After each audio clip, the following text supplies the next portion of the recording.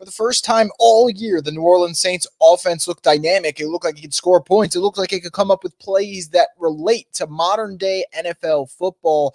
Can they sustain it, though, when they play against the Texans? We'll talk about the offense and what works, what doesn't work, what can carry over right here on the Straight Up Saints podcast. You're listening to the Straight Up Saints podcast.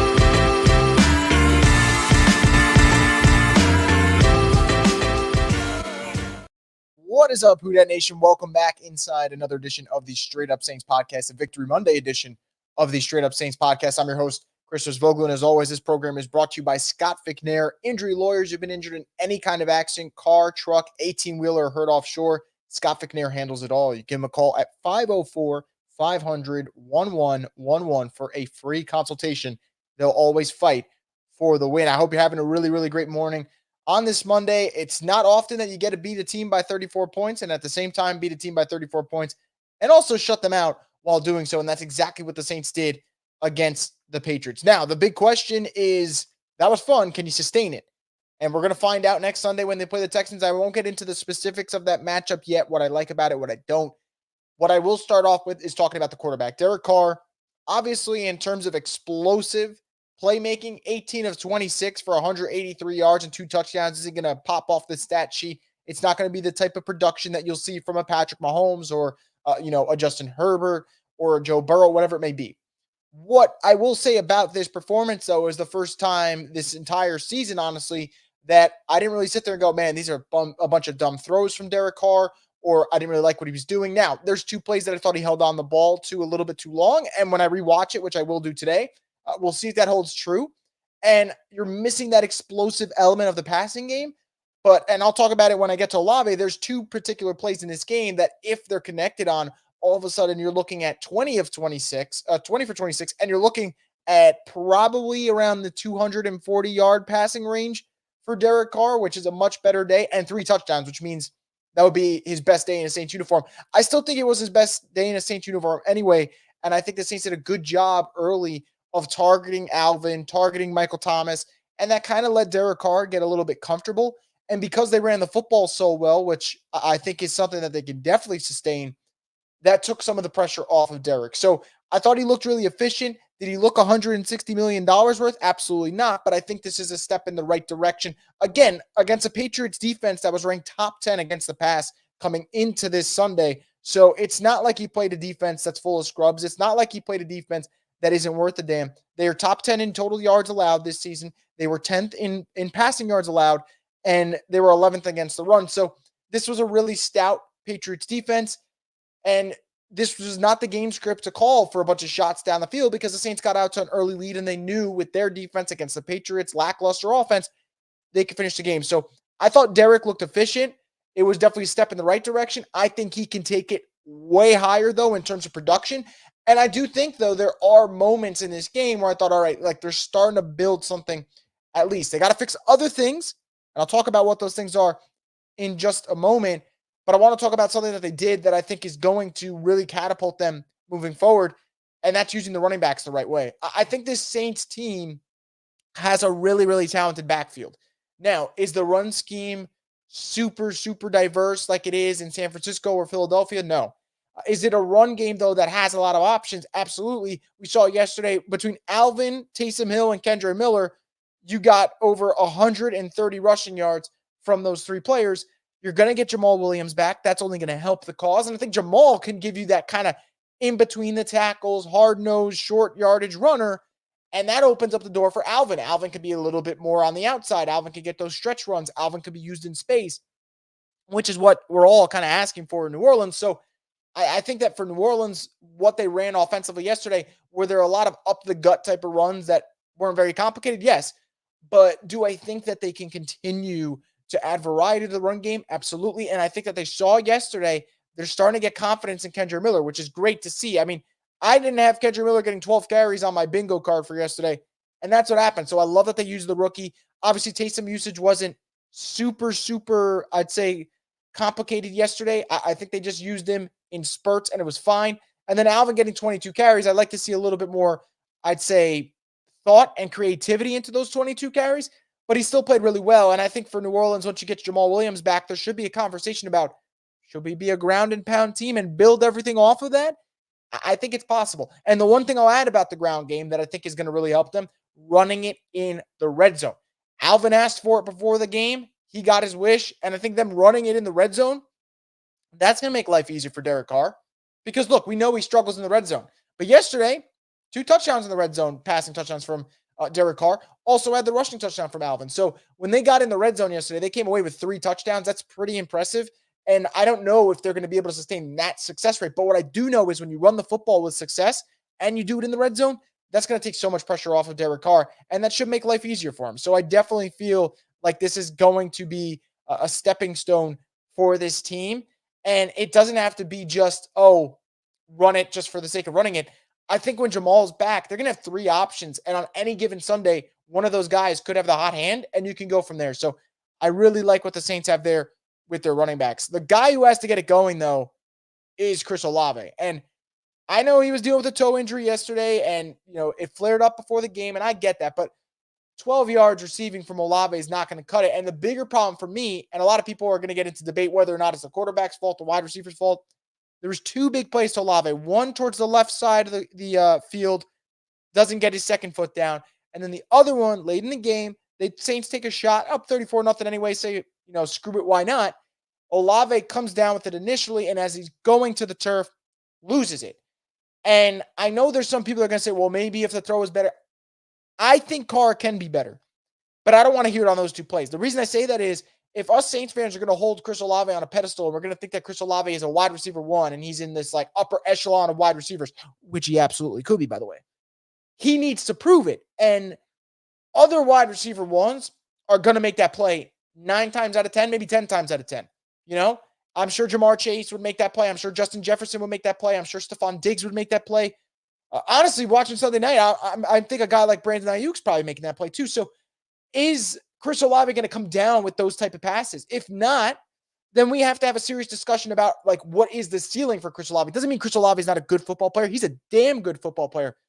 But if we're going to say, he's the wide receiver 1, he's, the go-to guy in this offense, he's got to come down with the ball in traffic. He's got to be able to use his feet towards the sideline. Okay? Because yes, Derek Carr could make a better throw. Of course he can. But when it's in your hands, you expect the guy to come down with it and do whatever part of his job is left. And I think that's the one thing in terms of there's still meat on the bone. That's what I see with Chris Olave. Because I think Chris Olave is a very good player. He's still going to have, in my opinion, about 1,000 yards plus this year. But those 2 plays were there to be had. And it's the difference between saying, man, he had 12 yards, had a slow day, or me going, oh, wow, he had like 4 catches for 80-something yards and 2 touchdowns. And that's what the stat line could have been. And that's what the stat line should have been. And again, it's hard to really complain, right? Saints won 34-0. They look great, sure. But this isn't a flash in the pan. This isn't a fluke type of thing with Olave. I think if there's one knock on Chris Olave, and it's the only knock on Chris Olave, in my opinion, is the fact that he doesn't do well with catches in traffic and when he's going to take a hit, whether it's by the ground or by a defensive player. And I think we saw that Sunday. So I'd like to see Chris Olave get going. You can tell that Derek wants to get the ball to him. You can tell that Olave gives them that most consistent deep threat, but they got to hit on these plays. Those home run plays could be the difference in a Saints game. Do they lose it, 20-24, or do they win 27-24? Well, are you connecting on that deep pass to Olave? I think that's what I want to see, and that's something I'm going to look against Houston, which, by the way, is a defense that gave up over 300 passing yards to a Desmond Ridder-led Falcons offense. So I definitely think there's things to be won. So overall, what can the Saints sustain? Motion sustainable. That's on the play calling. They did a good job using motion. Lets you kind of get a read for the defense. There was a particular play. I brought up Olave towards the left sideline, wasn't able to get that second foot in. They motioned him out on that play, and you got to see immediately what the coverage is going to be. You saw the man-to-man look, and Derek Carr attacked it. Now, did it result in a first down? No. Obviously, you'd like it to. But motion is sustainable for sure for the Saints offense. It's on Pete Carmichael to implement it, and it's not something hard for him to implement. He said before, I got a lot of plays with motion. Okay, Pete, start using him. So that's sustainable. The second thing that is sustainable is running the damn football, which the Saints did a lot. Over 30-plus carries. I believe they touched about 40 if you count the kneel downs late in this game, which is phenomenal. So Saints did a really good job putting an emphasis on the run. They can continue to do that. It's all about things that they can do play calling-wise that are easy. Now, what can they fix? Sure as hell, they could fix the connection between Olave and Carr, and I think they will. They could also fix having wide receivers running in the same direction on the same route. Don't understand why they're getting all kind of jumbled in one corner. They got to fix that. I hope they do. But again, those are things that are sustainable. Another thing for the Saints that I think is sustainable and fixing is communication. I think Jimmy Graham and Derek Carr, there's something off there communication-wise. Can they fix that? Olave and Derek Carr, can they fix it? I believe they can. So those are things that I like to see them fix. And then one more thing that I like to see them add to this offense, got to get touches for Rashid Shaheed. I'm watching teams around the NFL and they got explosive playmakers, and what they do such a great job of is making sure there are design plays to just get the ball in their hands, let them go to work. And I'm not going to get up in arms about yesterday because the Saints were up 34-0, and they didn't need to get very diverse on offense. They didn't need to break out any trick plays. Why use it? You're already winning the game. Don't show anything yet. That's fine. I respect it. It's not about yesterday's game. But I see Rashid Shaheed once a week have a really solid punt return, and you see what he can do in space. And I just keep wondering, when is Pete going to find that play, that man, whether it's just a flip, maybe it's an end around, maybe it's a screen pass, who knows what it's going to be, but something that gets the ball to Shaheed, get him out of space, and let him do something, because this is a playmaker who can flip the field in the blink of an eye. So, yes, there's certain things the Saints did yesterday that's very, very sustainable, and that's good news for them because that will only help this offense continue to get better and maybe sustain a level of play that is respectable. 15, 16 points a game is not respectable, especially in today's NFL. Can the Saints be a 23, 24 points per game type of team from here on out? If they can do that, they're going to win a lot of games because of this defense. So that's what it's about, being respectable. I think that's going to help them for sure. And again, part of the reason why I'm saying these things and why I think it is sustainable is the weapons are there. If I didn't think the Saints had the personnel, I wouldn't be talking about this. But I think Michael Thomas looks really, really healthy, really engaged this year. Love to see that. Look, Olave wasn't great yesterday, but I think Olave has shown this year and last year that he could be a damn good playmaker. Same thing with Shaheed. I think Alvin looks really fresh right now. Kendra Miller looked really, really good in the passing game in terms of those dump offs and the screen plays. Get the ball in his hands, let him make plays. That's a weapon for you. Taysom Hill's obviously a weapon for you. Is Foster Moreau a vast weapon? No. Is Foster Moreau a guy that maybe the Saints should use a little bit more in the red zone, whether it's blocking, whether it's kind of that shuffle pass, which I love that the Saints implemented for this week? Yes. And then you're going to get Juwan Johnson back, and hopefully that kind of opens up the middle of the field. So the Saints can do things that are sustainable, and the Saints have the personnel that can make plays. So got to just find a way to get the ball in your playmakers' hands and let them do their thing. And I think that's something the Saints did a good job of this week, and I think they can do better of later as the season goes on. And like I said, that was a respectable Pats defense, 10th against the pass. I'll take the way it went yesterday for sure. Now, next up, you got a Texans team. Like I said, 329 passing yards to Desmond Ridder. This Texans defense also gave up over 350 yards to a Gardner Minshew-led Colts team. So they're gettable. Scheme-wise, they're great because DeMeco Ryans is an outstanding play caller defensively. But I think that for this Saints team and this Texans team, yeah, they're definitely gettable, and we'll see what happens there. But like I said, guys, it's one game. Don't want to overreact, but you also want to take things in stride. And I do think that this Saints offense could turn the corner. It's all about making sure, hey, what we did last week was pretty good. Let's start to do more of that. Like, not, oh, we had a great week, let me go back to the nonsense. Because when you go back to the nonsense, you're going to get the same results. You can get everyone up in arms. Not worth it. Continue to do what you did on Sunday against the Patriots, and I think they'll pay dividends for the Saints. So before I get into any kind of comments you guys put in the chat, I just want to get to a quick word from one of our sponsors, DraftKings Sportsbook. NBA fans, the wait is over. Basketball's back, and DraftKings Sportsbook, an official sports betting partner of the NBA, is celebrating with an unbeatable offer. New customers can score $200 instantly in bonus bets for throwing down $5 on the NBA. Win or lose, it doesn't matter. You'll start the season with an instant dub. Basketball's more fun when you're in on the action. Download the DraftKings Sportsbook app now and use code BOOT. New customers can get $200 in bonus bets instantly for betting just $5. Only on DraftKings Sportsbook with code BOOT. The crown is yours.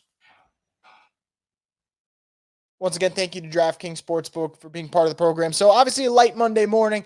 Nothing crazy going on. We'll just see what everyone has in the chat. Jerry talking about Victory Monday for the Who Dat Nation. Says he's still got donuts left and that he's feeling good. I love the donuts comment, by the way, because, man, you got to celebrate the donuts in today's NFL if you pitch a shutout. And I don't care who it's against. Like I said yesterday, I don't care that it was against a Mac Jones passing attack in New England. That's not good. You celebrate a win any way it comes. Wesley adds, Carr seemed pretty efficient yesterday. I think if Olave came down with a late touchdown pass, his stats would have looked better. I think until he finally clicks, maybe just focus on the run.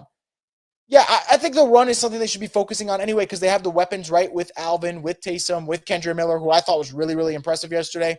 And I think for New Orleans, once you get Jamal Williams back in those short yardage situations, maybe there's a couple of runs you get to take off of Alvin, a little bit less wear and tear on those tires, which is great, and build everything off of that. And I do agree. I think had he hit on that pass, obviously Derek Carr's stat line's looking different.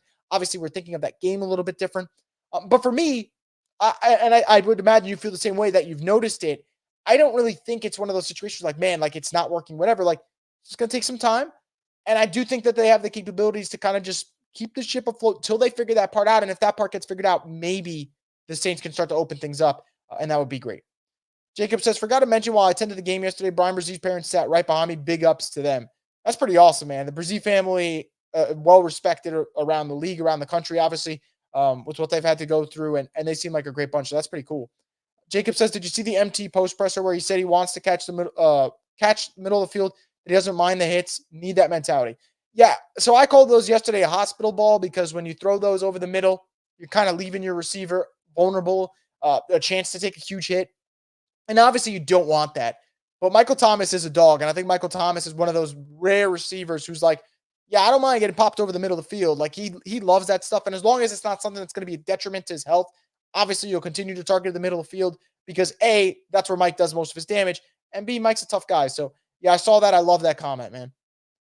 Wesley says, Brzez already drawing double teams is very, very encouraging. They seem to have hit a home run with that pick. Yeah, they seem to hit a home run with that pick. Kendra Miller seems to be a solid find. Jordan Howden late in the draft, really, really impressive yesterday. Like, I think Jordan Howden's played well enough that, yeah, Marcus May's going to start back from suspension, and he was playing well the first two games.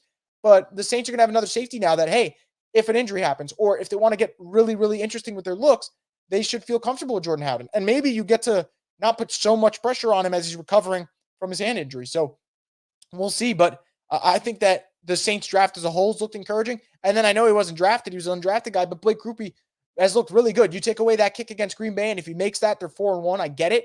But he had a really good day yesterday, too. A pair of 50-plus yard field goals. Wesley adds, MT needs to be a Saints lifer, man. Him and AK have really blossomed into the locker room leaders.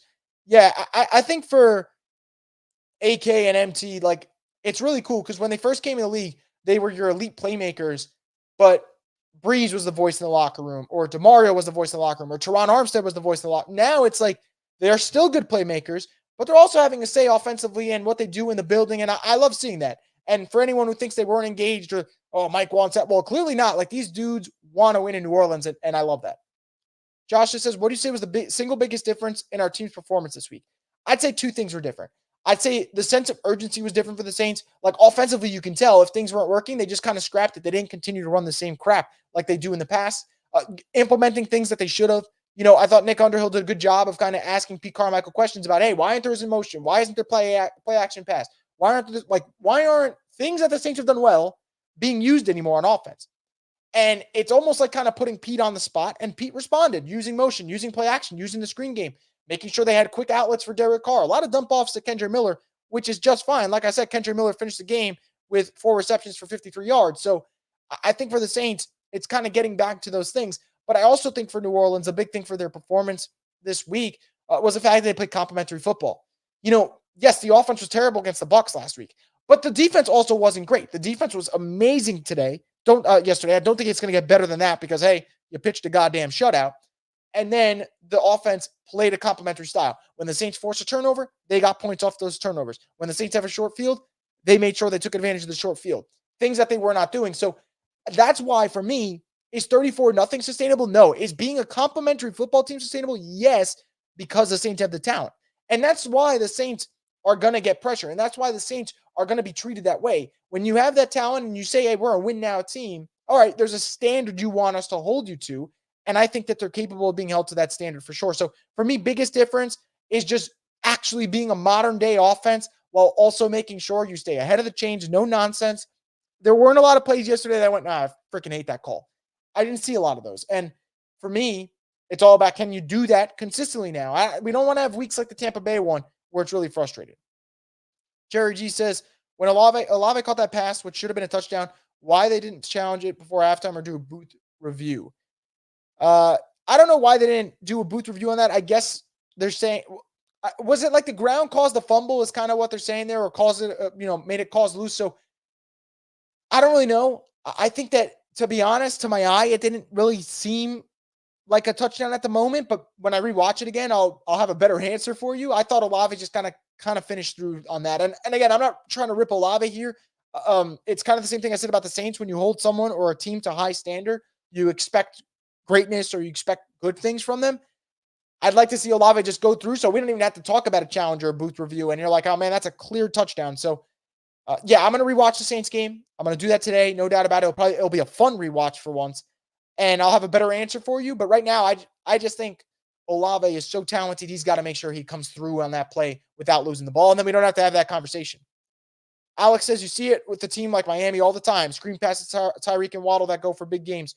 Big gains. No reason why Shaheed and Olave can't do the same. Yeah. And again, Olave and Shaheed aren't, maybe like a Tyreek Hill because there's one Tyreek Hill. But Shaheed has that breakaway speed, that turn a 5-yard play into a 50-yard play type of speed. And you know that he can see and make those cuts that he needs to because he's a great punt returner. He's a all-time great punt returner at the collegiate level. So I think for him, get the ball out in space. I think Michael Thomas and guys like that can be more than serviceable blockers. Mike did a good job blocking upfield yesterday a lot.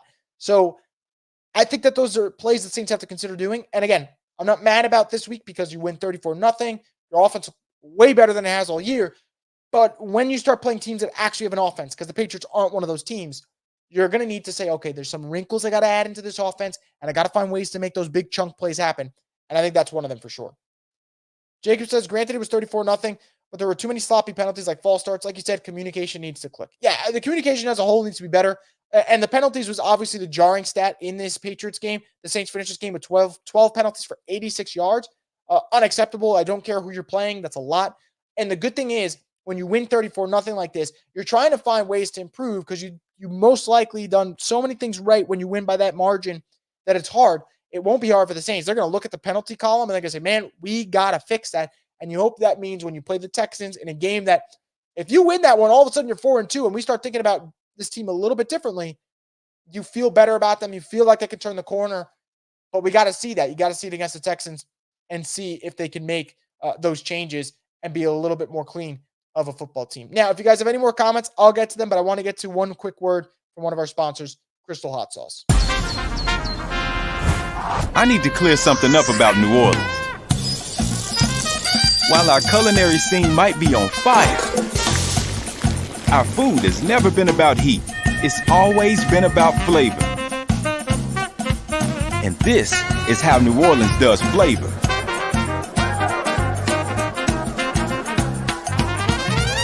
Are we clear? Crystal. How New Orleans does flavor. Once again, thank you to Crystal Hot Sauce for being part of the program. We greatly appreciate it. Getting back to any more comments you guys have on this Monday morning. Wesley says, have y'all noticed that the Saints have been playing better on the road, particularly on defense as of late? Maybe it's just easier to communicate when they aren't in the dome. I think it'd be two things. I think the dome, you're creating a fast track environment when I think you're in that place. And I think that is a detriment to this Saints team because this Saints team is not that quick, dynamic offense like the Breeze teams were in the past. And I think for a team like the Saints, when you're a defensive-led team, defense always travels no matter the circumstance, no matter the weather, no matter the environment, no matter what the fans are saying. And I think that's why you're seeing that. I think defenses love the idea of going on the road, shutting down an opposing offense, and making their crowd either boo the hell out of their team or just be dead silent because you just kind of suck the life out of them. And I think that's what defenses like to do. And I think for the Saints, again, when you're a defensive team that also yesterday showed elements of being a ground and pound team, a road game is the perfect environment for you because a run game always travels, a defense always travels. And I think because the Saints have kind of shifted philosophies, that's why you see them more as a defensive team and a kind of road warriors type of team, which is good for the Saints. And I think that, when you look at this team, they should be 4-1 right now. I don't think they've played anywhere close to their best football. I don't know if they can get to their best football, but they can manufacture wins because there's a lot of talent there. And also the defense. I mean, the defense has had one really bad game and one really bad quarter. Really bad game against the Bucs, really bad quarter against the Packers. Outside of that, they've had 3 games and 3 quarters of dominance. Got to find a way to keep sustaining it, and I think they can. I think this is a really, really talented defense for sure. But that would be my explanation for why they're just not ridiculously good at home, and why on the road it seems like they really find and hit their stride. So we'll see if they can keep that up. And they're going to need to keep that up because against the Houston Texans, that's another road game for the Saints. That will be, I believe, their 4th road game of the year already.